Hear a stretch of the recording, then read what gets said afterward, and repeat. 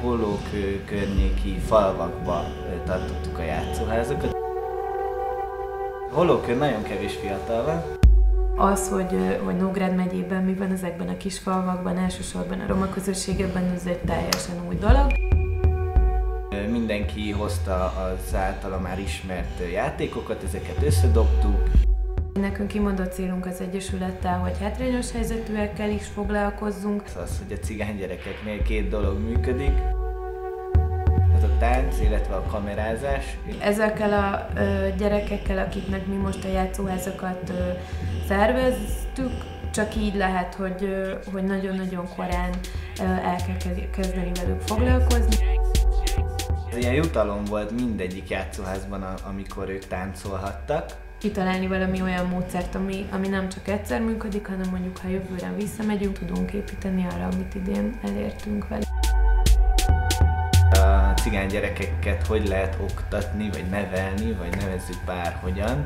És azt gondolom, hogy mi valahogy megtaláltunk egy-két olyan fogóckodó pontot, amivel tényleg tudunk hatni rájuk.